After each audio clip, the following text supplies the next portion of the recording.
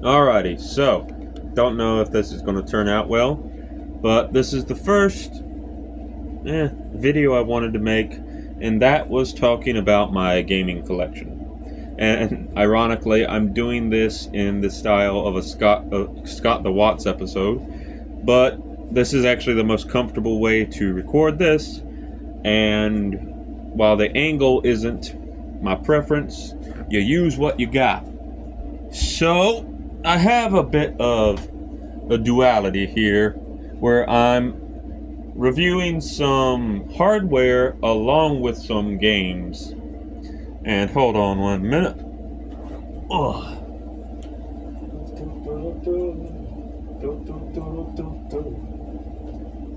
So I'm gonna grab a box. Gonna grab this. And I'm gonna grab this and put it over here.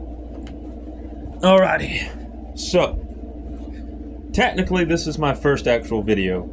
And the first thing I wanted to talk about was some of my games that I've had for years. Now, I actually haven't had these particular games for years, but I have had these games in the past for years before this. I have played every single one of these, and there is one game that I have had for about, I think, 3 years now, and it's my magnum opus. We'll get to that when we get to it. So, let's go with, let's go with this one. So, let's get that in frame, let it zoom in. Oh my god, the wrapper right here is very annoying. Oh, that annoys me. This right here needs to be, I hate it when like this is so glossy, because if you look at it from here, you can see it's not glossy. The irony is the fact this is so glossy because this is actually a brand new copy of Scooby-Doo First Frights. And if we open it up, you can actually see there's the manual, and there's the case and disc. So let's pop this baby out, and you can see look, there I am. There's how I'm recording. Look at that, oh no. So yeah, perfect disc right there. And there's the manual. I don't think this is a color manual. Yeah, see, it's gray. But the irony is I have never owned a Scooby-Doo game before, and recently I wanted to find a Scooby-Doo game, and I wanted to buy it. This was on eBay for like $10, brand new. I did open it because this game really isn't that hard to find, so you can find a copy of this game relatively cheap. In some cases it's brand new, so it is what it is. But yeah, Scooby-Doo First Frights. I have played this for a few hours. I haven't beaten it because I had to get my PS2 repaired, because I got the model of PS2 that did not have a good reader, or more specifically, the ribbon inside the PS2 wasn't adhesed correctly, or not adhered correctly. So it wasn't adhered correctly to the actual console. I took it apart, tried to fix it myself, but I said, you know what? I would rather like focus on tinkering with my broken PS2s to learn more about them. So I just took it to a hardware store and had it repaired. The sad thing is, I haven't actually played it a lot because I got something else, and we'll talk about that later. But Scooby-Doo First Frights, the best thing I can do to describe this game is it's basically Scooby-Doo but Lego. It's the same style of Lego. It's the same style of Lego game where you have two characters. You can explore large open world sections. The levels themselves probably take you anywhere between, I would say, an hour to 45 minutes to complete. There are cheat codes. There are a bunch of things you can do. The cool thing about this game, and this applies to a lot of the Lego titles as well. I don't actually have a physical copy of a Lego title. I have played Lego Worlds. I have played Lego City Undercover.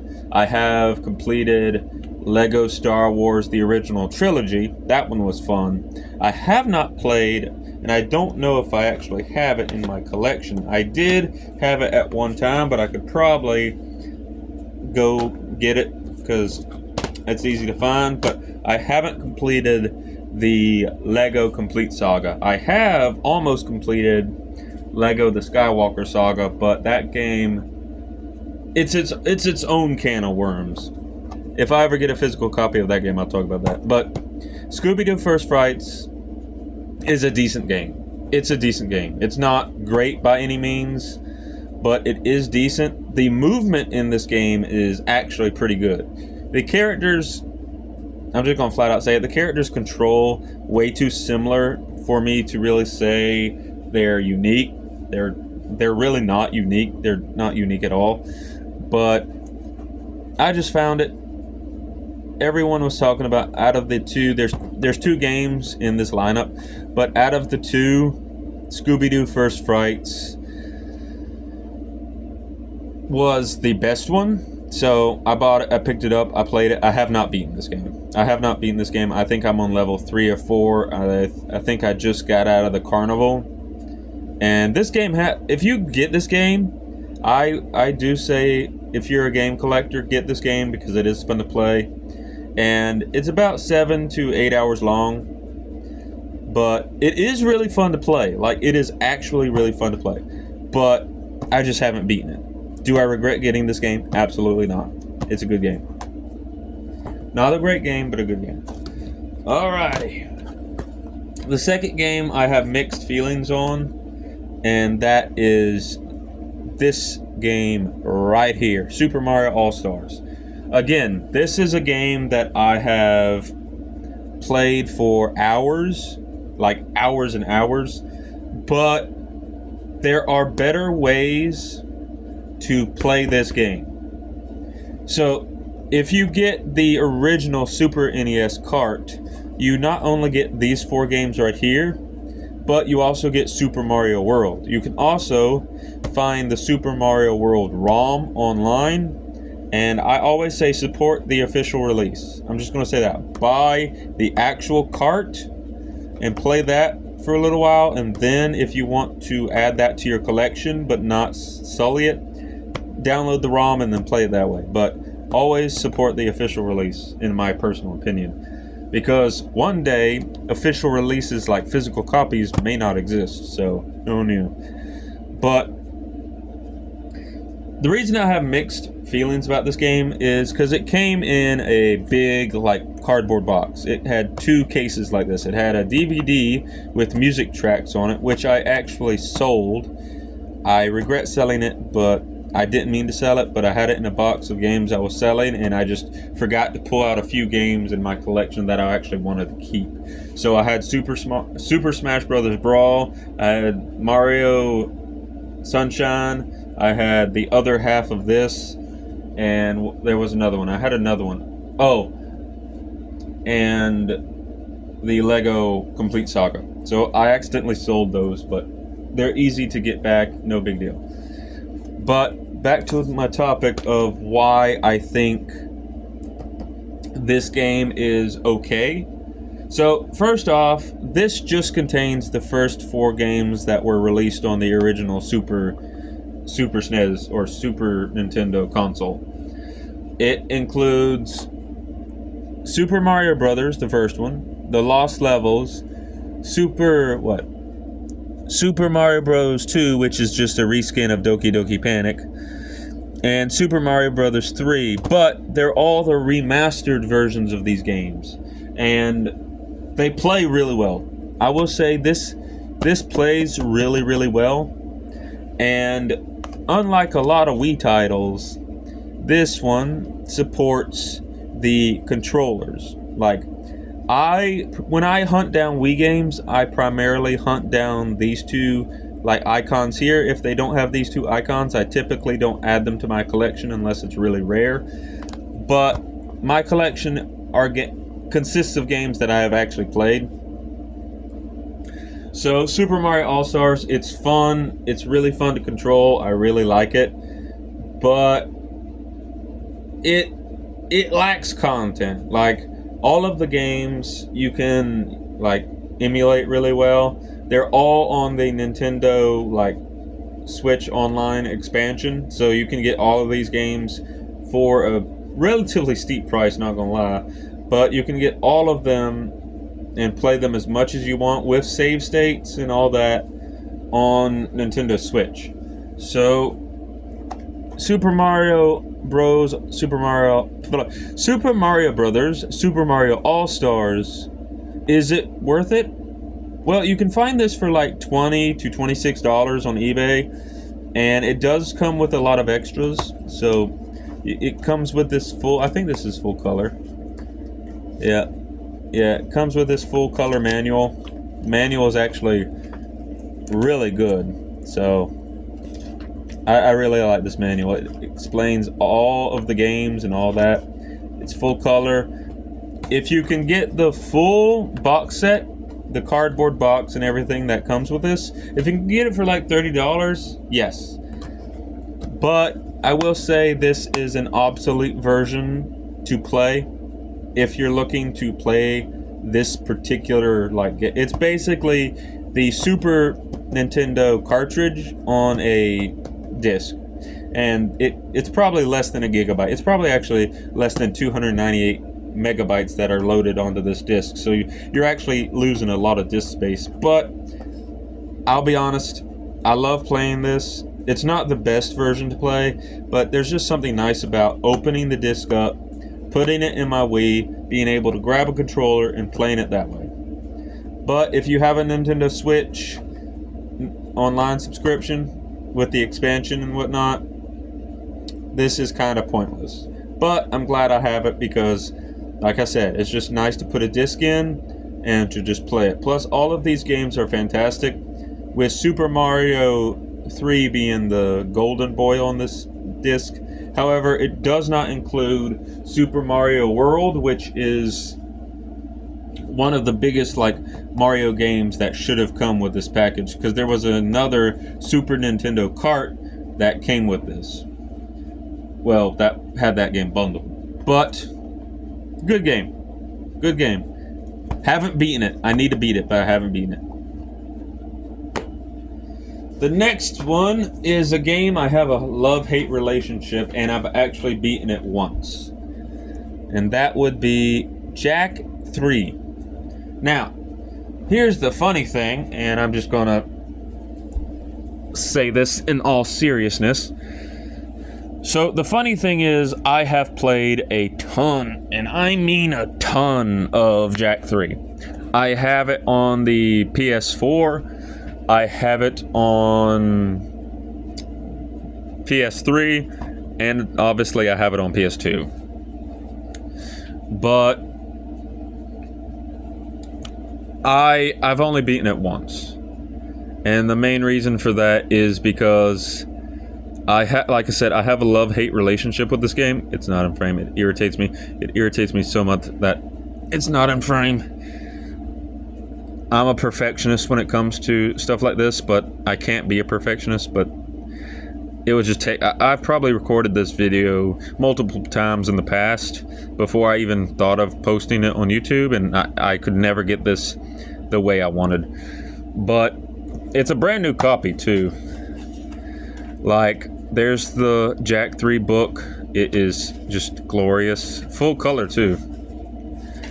And the disc is still pristine. Like, you can even see that normally when discs get old, they have like a yellow tint around the silver lining. But you can still see the rainbow like-ness of the disc. And then the back explains all the things that happened during the previous game and what to expect from this game, all that good stuff. But here's the thing. I got Jak 3 after beating a certain Ratchet and Clank game. And I expected this game to be like Ratchet and Clank, and this game is not. I have played Jak 2. I have played Jak and Daxter: The Precursor Legacy, but I'll be honest, Jak and Daxter: The Precursor Legacy has some good platforming, but the vehicle sections ruined the game for me. I could not get past the first, what was it, Zoomy? I can't remember what they're called, but I couldn't get past the first hover bike section. I just did not like it. And then I did get past that section, and it threw another section at me before going to the next area, and I just didn't like it. So I have not beaten Jak and Daxter: The Precursor Legacy, and I have not beaten Jak 2. Jak 2 was not fun to play. The concept was good. The execution was flawed, in my opinion. Jak 2 is just not a fun game. The remasters were better, but even then, I just did not like Jak 2. I didn't like how it felt. I didn't like the like GTA styleness of it, which this is the same, but I just didn't like it. I did like the story. The story in the Jak and Daxter series is phenomenal. A lot of plot holes, but phenomenal. But anyway, back to Jak 3. So I got this game after completing like a Ratchet and Clank game, which I don't want to spoil. I'll talk about that in a little bit. But I got it after completing that, and I played the donkey balls out of this game, like absolute donkey balls. But I only beat it once. I can tell you everything that happens in this game. I can tell you how many races you do within the first hour. Like, you start this game, you just do race after race after race after race, and the monk race you do irritated the crud out of me. Like, I'm just gonna say, it irritated the crap out of me. It just irritated me. But the reason I love this game so much and hate it so much is it just feels good to play. It feels good to play. There is a ton of content in this game. The story is really good and the ending is phenomenal. But the reason I hate this game is the vehicle controls. I am not big on games that switch their style up constantly, and the very first minute of gameplay in this game deviates almost immediately to racing sections. And then you think, okay, we're going to have a racing section, then we're going to do some platforming for a while. No, it's racing section. Well, no, it's arena section. You fight in arena first. And then it's a racing section. Then it's a platforming section. Then it's a racing section. And then it's another racing section immediately followed by that. The whole premise of this game is vehicular combat. And the vehicular combat is hit or miss, in my opinion. The actual combat is just like Jak 2, but a little bit more refined. But the reason I just never really played this a lot was because I just think the vehicle controls, they're good, but the vehicle physics suck. And I would constantly overturn myself, constantly just crash, and it's just weird. But the gameplay is good. I love the way this game does unlockables. The main collectible in this game, which is precursor orbs, which I think they were called precursor eggs in the original. They basically look like eggs. They don't look like orbs, they look more like eggs. But the precursor orbs in this game are the main collectible. The more you collect, the more cheats you get to unlock, and those cheats act like... Hold on, I want to adjust my camera a little bit. It's slightly off center, it annoys me. Slightly off center. Oh my god, I'm ruining it. I'm ruining it. Oh no. There we go. Okay, see, now it's off center. See, this is what I'm talking about. I'm a perfectionist. But the precursor orbs lead to collectibles. Well, the precursor orbs are the collectibles. I'm getting a little kerfuffled. But the more you collect, the more cheats you unlock, and those cheats act like upgrades, actual cheats, and different modes you can access during your play. And all of the skins that you unlock, all of the goofy stuff that you unlock actually shows on Jak and Daxter. So during cutscenes, you can actually see all the unlockables on Daxter himself and Jak. The vehicle, well, I don't like the vehicle sections. I love the on-foot sections, and the exploration adventure element to this game is top-notch. There are plenty of times where I think I'm just playing an adventure game like Zelda tied with like a GTA game. In the previous game, I did not like the GTA elements, but they really refined that aspect of the game in this third installment, which was supposed to be the end of the series, but they made another one. Actually, they made a few more, but this was supposed to be the end of the series. But I love this game. You can also skateboard in this game. I think you could do that in the previous one, but doing skate challenges and moving around with the hoverboard is just phenomenal. The main reason I have a love-hate relationship with this game is just because of the vehicle sections. I don't like them. The controls are great. The world is really great to explore. You get to go back to Haven City, which was in the second one, to fully explore a Haven City that's overrun by metalheads. That section is phenomenal. And the ending is phenomenal. I want to beat this game again. I want to beat this particular version again. Because this game, if you don't get any of the Jak and Daxter games, but you want to play one, Jak 3, I highly suggest getting Jak 3 because this game is phenomenal.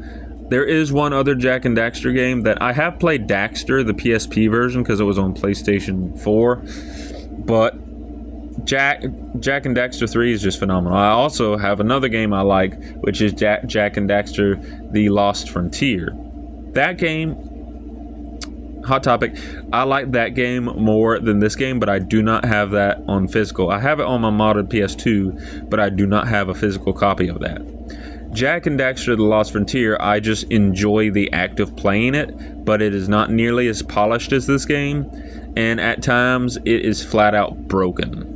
To anyone who goes to the pier section, where you talk with that blue guy who says he will give you supplies if you take care of these monkey ape things, anyone who's played through that section knows when I say the platforming in Jak and Daxter: The Lost Frontier is garbage, but a lot of the systems in that game are really good. In fact, I always say my favorite Jak and Daxter game would be a culmination of this game mixed with The Lost Frontier.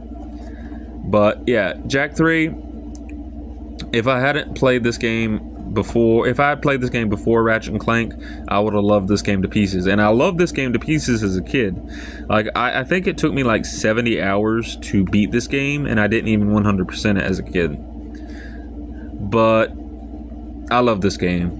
I love it and I hate it, but I will always have this game in my collection, and I've bought this game 3 times in my life. This is a brand new copy. It was perfectly wrapped up in the original cellophane, and no scratches, no nothing. This is a mint copy, and it only cost me maybe $40. But yeah, I love this game. I love this game to death. It's a great game. Alright, now we're going to talk about the game that started it all. It started my love for first-person shooters, it started my love for adventure titles, and it started my incessant need to collect objects. Ratchet and Clank Going Commando, the absolute pinnacle of the Ratchet and Clank series. Don't care what anyone says. Ratchet and Clank Going Commando is freaking phenomenal. And again, this is a mint copy. So, got the cool sleeve. I'm not going to pull this out, but I got the cool sleeve with the manual. You can see the manual inside right there. but got the cool sleeve. Again, just like Jacket 3, it still is a mint like disc. Like, look at that shine. It's beautiful. It's still a mint disc, and you can see like the rainbow effect going on. And then of course we got the famous quote, "Kicking ass one planet at a time." And I love how it's rated T for teen, strictly for mild violence. I do not agree with that rating. I think it should have been changed to mild violence, or no, just violence, language, and like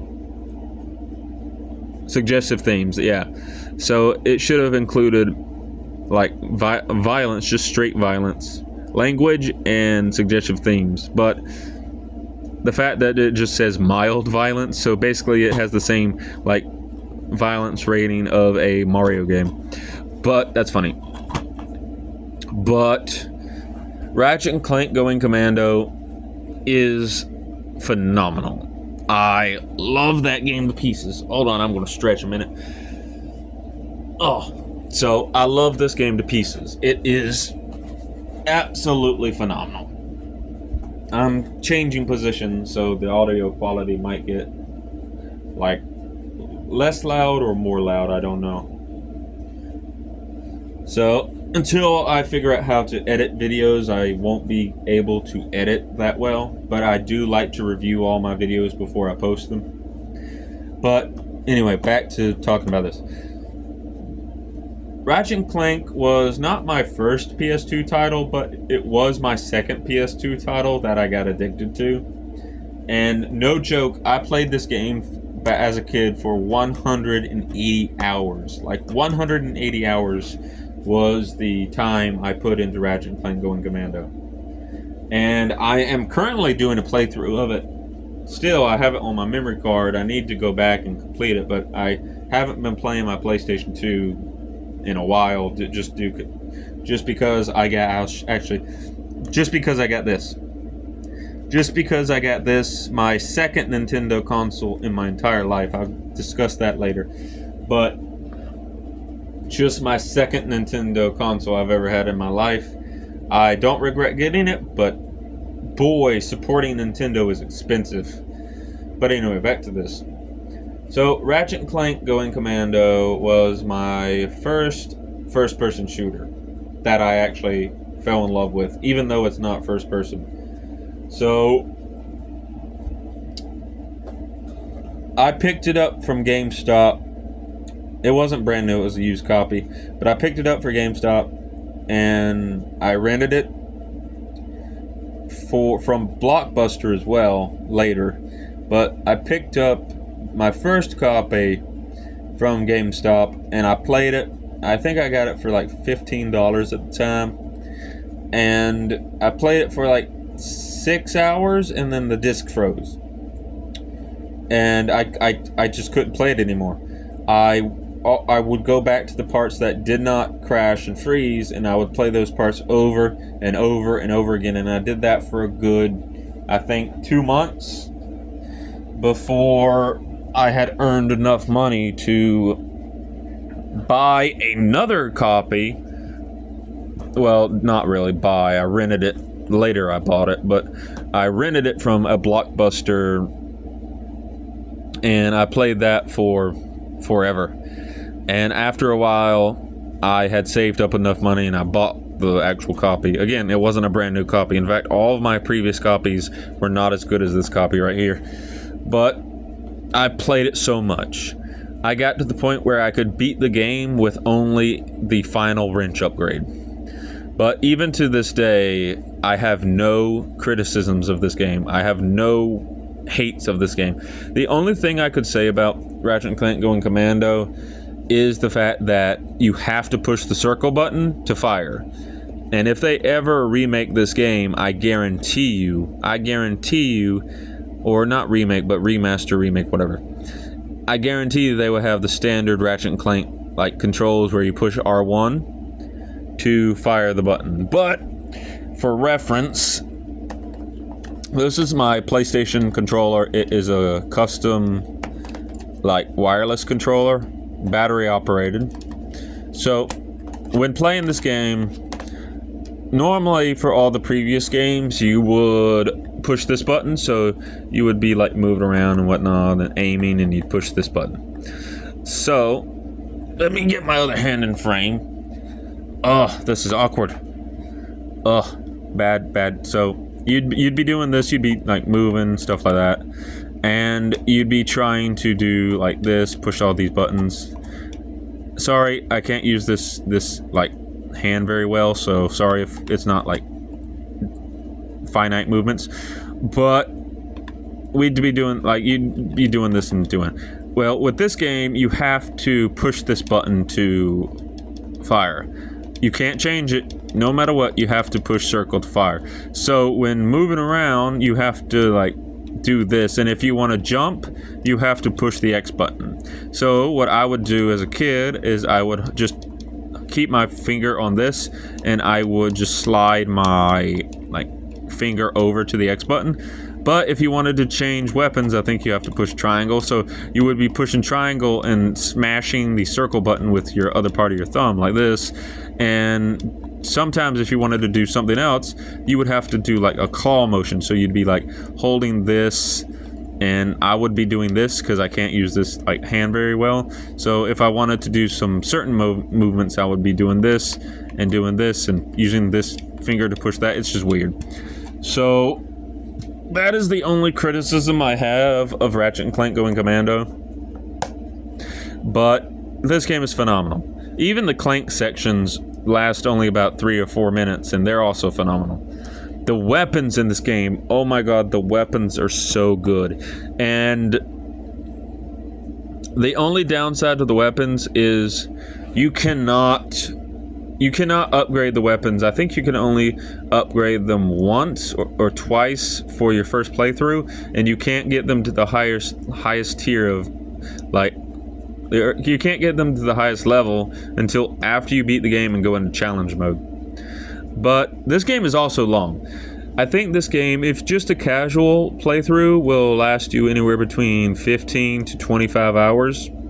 And if you want to speed run this game, you're looking at anywhere between like maybe 5 to 7 hours if you're just breezing through it, not trying to level up your weapons and keep to enemy levels and whatnot. But dang, the combat in this game is phenomenal. Like, oh, I can't tell you how good the combat in this game is. Aside from the circle issue, this game has the best combat in the series. The progression is top-notch. The story is okay. It is a continuation of the previous game story, but this was like in the middle part. Ratchet & Clank, I think Up Your Arsenal was... No, Ratchet & Clank Deadlocked. Well, no, hold on. Which Ratchet & Clank, comment down below, but which Ratchet & Clank was supposed to be the finale of the Ratchet & Clank original, like, trilogy? I think it was Ratchet & Clank 3, Up Your Arsenal, but I could be wrong. I think Up Your Arsenal is the one with Nefarious.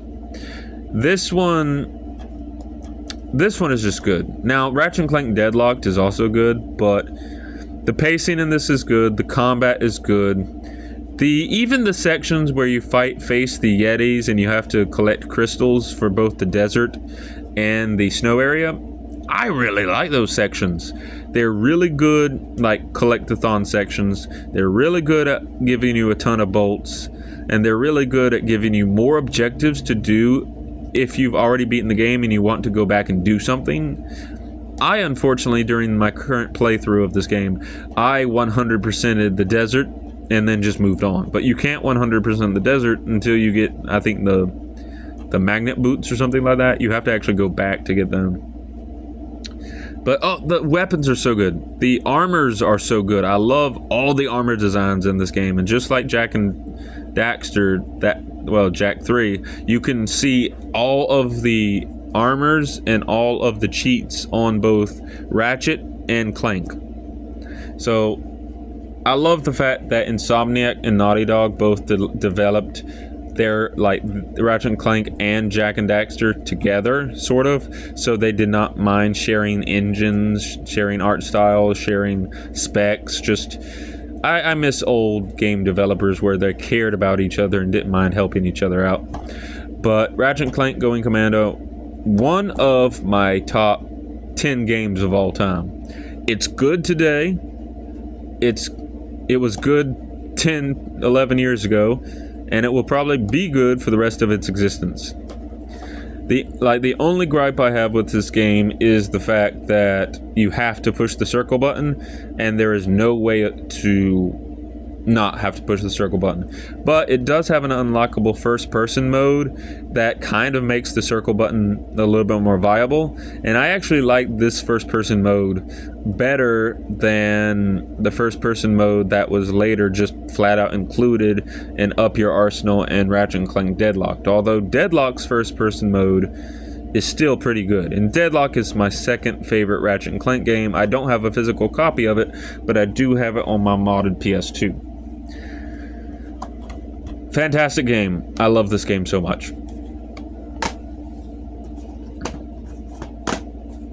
Alright, so this is a game that I don't have much to say. I mainly got this game just because I wanted it in my collection, and that is The Hobbit.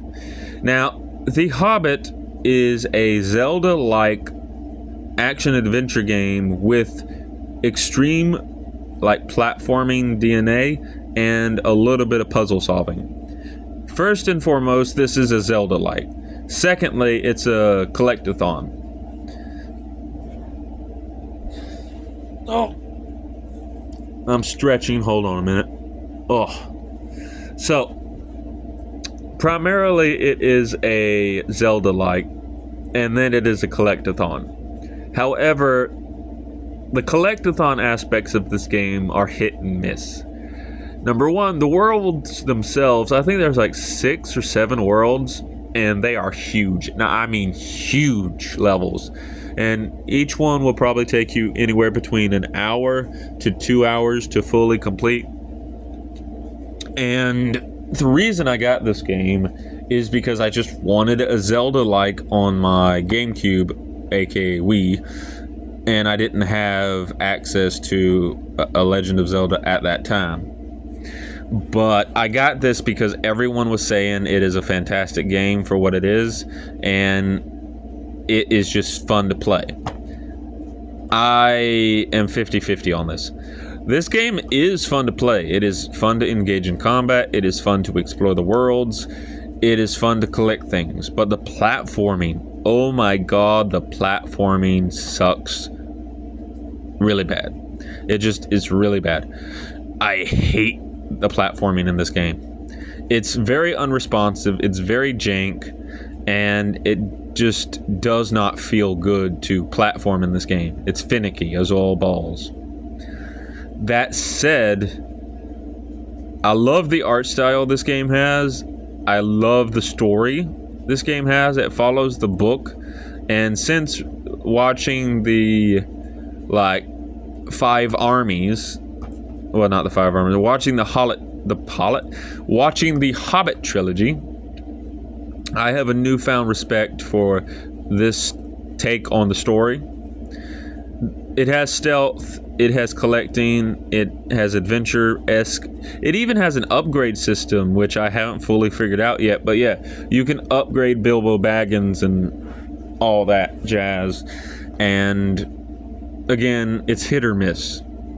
But there's a lot to love about this game. But again, I haven't beaten it. I think I'm on the 2nd or 3rd map. I just got out of the troll caves, or I just got in the troll caves, and I'm trying to find keys or something. And I stopped playing it. I want to beat this game. If I ever can record like gameplay and with decent quality, this is one of the games I will be completing. But I don't have much to say of this game because I just kind of got it just to add to my collection and try it out. I don't regret getting it. You can even see, look at that. Free collectible, the Hobbit training card inside. Let's see if that's actually inside. So there's the manual. There's the disc. Again, look at that. It's on. It's. I don't think this is a brand new disc. You can see the smudges where my hands were, but you can still see like it has that rainbow. You can sort of see the rainbow. Like if you notice the side, see how there's this dullness to the sheen on the side, and you can't really see the rainbow effect as well. This is an older disc, but I think if I take this out, I always hate taking these discs out. Yeah, you can see some smudges. Yeah, see, there's where my fingerprint probably was at one time. You can see I think on camera. Yeah, you can see like there's a small scratch. So this disc isn't perfect, but let's see if it has that trading card inside. I can't remember. Oh, I might need 2 hands for this. I'm trying not to use my other hand. Oh, dear Lord. Oh my. Alright, hold on a minute.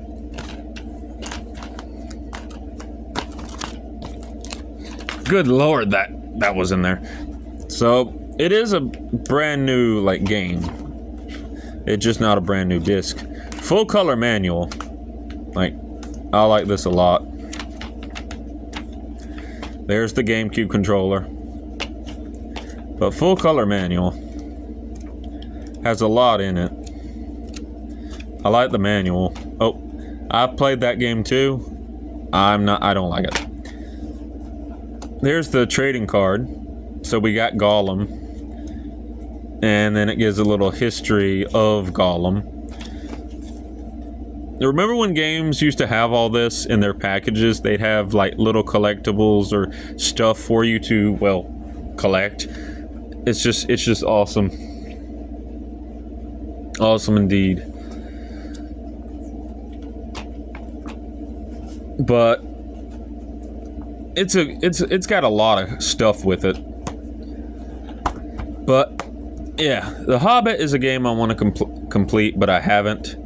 But if you have kids or you just want to play every like Zelda like game in existence, you can't go wrong. It's a good game, not the best game, but it does a lot right and it does a lot wrong. I would give this game a 7 out of 10. I know I haven't described much about some of these games, but there's not a lot that unless I have beaten it consistently over and over, I don't have that much to say, and I haven't beaten this game yet. So until I do, this is all I really can tell you about it.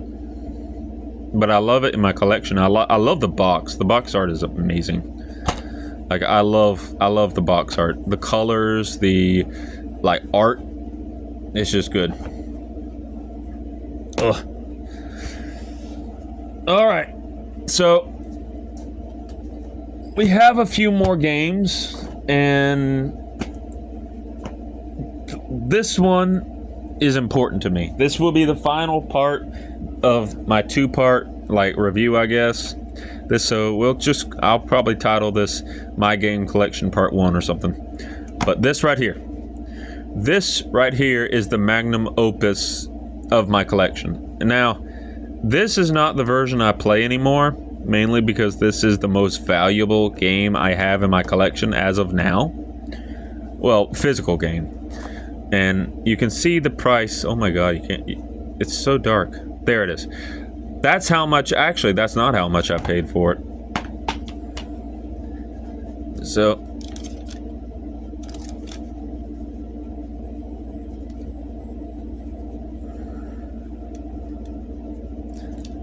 where is it? Ah, here it is. That's how much I paid for it. Yeah, I got it from a Firefly store.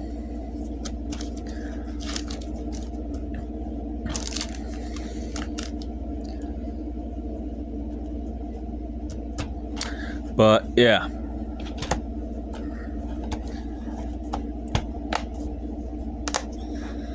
I got this a long time ago. Oh, about 3 years. And just it's my magnum opus. I'm just gonna say that. This game has a lot of memories for me. I am currently at the Water Temple. I have not played this in a little bit, but I do have my Wii hooked up so I can play this anytime I want to. I don't have my PlayStation hooked up, but I have my Wii hooked up, and I am going to complete this game because I am completing another Zelda game right now, and after I complete that game, I'm going directly back to this, and I'm going to play it till I 100% it. But I'm currently at the Lakebed Temple in the Zora domain, so yeah. This game is awesome. I love almost everything about this game. Maybe the tutorial is a little too long, but I completed the tutorial in like, what, an hour and a half? And the combat in this game is phenomenal. I love the combat in this game so much. And the dungeons, like, I am not big on the Legend of Zelda dungeons. I'm not big on puzzles in general because a puzzle has to do things right for me to really like it. But the Legend of Zelda Twilight Princess does dungeons right. There isn't a single dungeon so far I've completed that I did not like, and they only take like an hour or two to complete. It's not that long, so you can like replay them over and over and you don't get bored. This was technically the second open world-esque Zelda made. Wind Waker was first, and then they made this. This was the launch title for the Wii.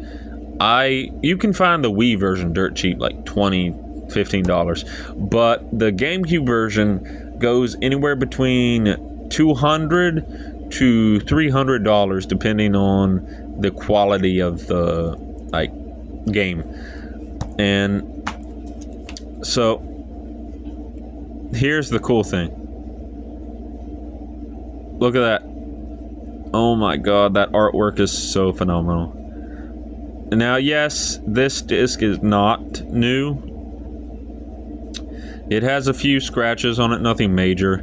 And you can see it's still shiny on the sides, but it doesn't have that rainbow effect completely. There is a little bit of the rainbow effect on the bottom, like edges, but this is an old disc. But the reason I love this game so much, other than the fact that this might be my favorite to play Zelda, not this version, the HD version is definitely better, but this Zelda game was my first Zelda that I actually played, that I actually enjoyed. I did play the Wii version. I do not like the Wii version just because of motion controls, but the reason this game means so much to me, and the reason I love it, is because this was my dad's favorite Zelda game.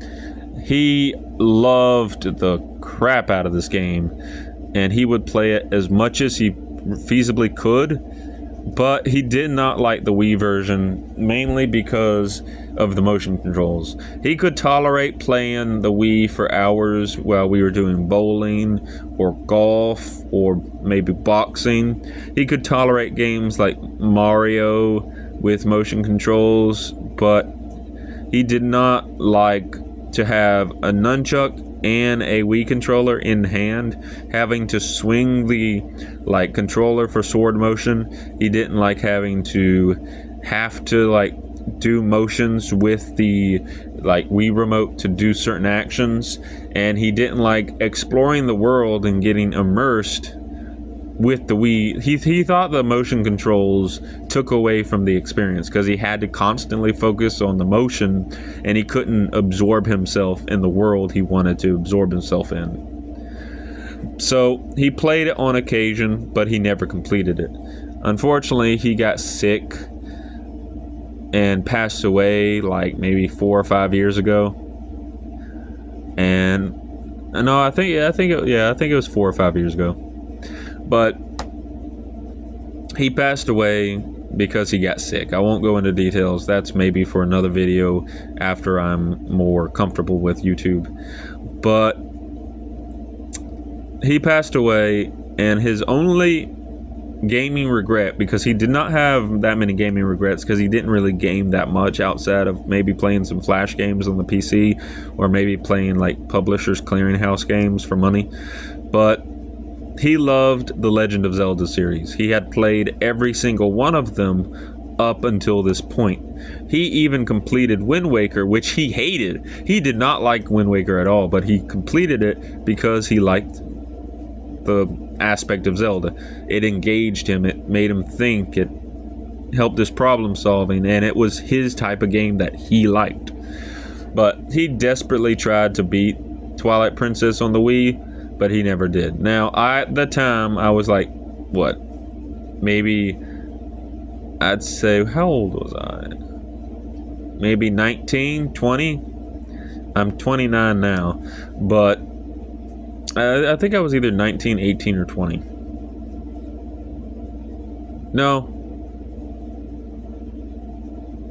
I don't think I was. I think I was like, this was in 2006. Well, this version came out in 2005. So I would have been, no, I would have been 15 or 17, I think. I would have been 15 or 17. So I was around them. Yeah, I was around like that. But he never got to play it. And if I had known the GameCube could play the Wii could play the GameCube games, I would have definitely bought this, because I saw this version in stores all the time. It was so popular. But after a while, it just flat out vanished, because they stopped producing this. This is a limited run copy. Like, this game in general, I think it only had like a couple 100,000 like prints, and after that they stopped printing it, and everyone, and I mean everyone and their uncle, bought this version of the game, and it became really rare. But in his honor, I have been trying to complete this game. It's still in a work in progress, but because I like respected and loved my dad so much, and I am a massive gamer, one of the biggest things I've wanted to do ever is to be able to fully record from start to finish. This means as much of this game as I can feasibly complete, like beat it, but then try to go for 100%. I wanted to upload and make a series playing this game, but I haven't got around to it. I'm still in the process of beating this game right now, and yeah, this is my magnum opus for my collection. Twilight Princess is the game I own that is leagues expensive. And here's the funny thing, like, I paid 154, well, like 160, but I paid flat base this much right here for it. Here's the funny thing. Tears of the Kingdom, which is a recent Zelda game that released in 2022, it's now 2025, almost 2026, that game is $80. $80. And it's $80 now. That means it's only going to go up in price later. But a new Zelda game costs, what, 2/3 of this game's price. That's stupid. But yeah, The Legend of Zelda, Twilight Princess. I love the crap out of this game so much. It is phenomenal. The only real criticism I have of this game is I hate the Wolfling sections. Not really the sections where you just play as Wolfling, but I hate having to collect those dang-gone bugs. And I think you have to collect them, like, there's 5 areas where you have to collect the bugs. I hate those sections. I hate them. I would not want to replay those, and I think they tweaked those in the HD version. But yeah, this is my magnum opus of my collection, and we're like halfway done with my collection. But yeah, I love this game, and this game means a lot to me. I am not like that like sentimental about this kind of stuff. I do believe this a lot of people think video games are just time wasters, but there are some video games that I consider art. And if there was one video game of my collection that I actually considered art, it would be this game and one more game, which I'll talk about later. But this game is flat out art. Like, my only real criticism is the Wolf Link sections. Some people hate the art style. It hasn't aged well, and I will say when playing this straight from a Wii with some upscaling techniques, it does look a little blurry. It does look a little like dated, but the graphics, in my personal opinion, still hold up if you get some resolution upscalers and can upscale it to like 1080p or at least like 980p or something like that. But the dungeons are great. The world, I love this. Here's the funny thing. I think this Zelda has the most single player content out of the entire early like Zelda series. Like all of the Zelda games, excluding Tears of the Kingdom and Breath of the Wild, which I might talk on later because I do actually have Breath of the Wild, and I'm like maybe 72 hours into that game, and I have a lot to say about Breath of the Wild because it's another game I have a love-hate relationship with. But Twilight Princess is the one video game that I can say that actually has sentimental value to me, because this was one of my dad's favorite video games, and he would not game that much with me, like ever. We would sometimes game, we would play Gran Turismo 3 a lot. We'd play, like, maybe we'd play Super Smash Brothers. We'd play a ton of Wii Sports. I have Wii Sports now, and it's phenomenal. Well, most of the aspects of it are phenomenal. And the golfing is sublime. The bowling is, oh my god. But we would play those type of games, like, over and over and over. But Zelda Twilight Princess was his game. It was his game that he loved. But because he had the version that he did not like, while he loved playing it, he just could not go long, extended like sessions playing like Twilight Princess. Which is sad, because I think if he had like this version of the game, he would have completed it multiple times.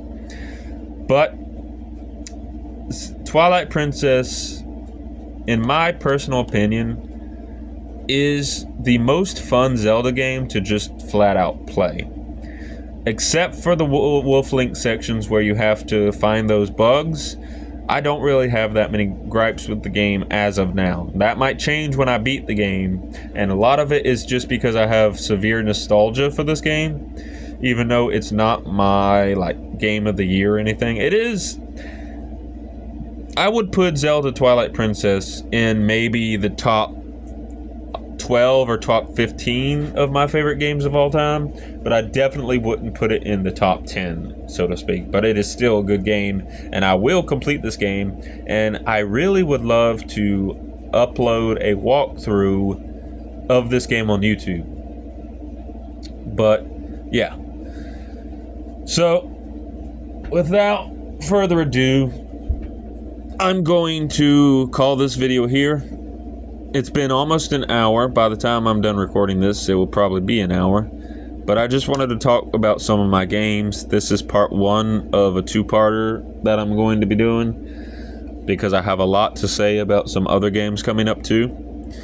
But yeah, I also plan on reviewing my entire DVD collection, but that will be a multiple part like video, unless I want to do another long video of that. Like long video. What is that? Is that a piece of paper? Where'd that come from? Did that come off that piece of paper that was inside here? Ugh. Well, I'm going to prattle on till it gets about an hour, because I'm a perfectionist and 59 does not sound that great. But yeah, Zelda Twilight Princess, it is the magnum opus of my entire collection so far, and it is a phenomenal game. Like, to anyone who loves The Legend of Zelda, you have not played A Legend of Zelda until you have played Twilight Princess. Get the HD version though, for the Wii U. Get that version. Don't necessarily play this version because this version is iffy. But yeah, I'm gonna end it here. It's been great, and in the next video we will complete the rest of my gaming collection, which will only grow. So thank you for watching, and see you in the next video.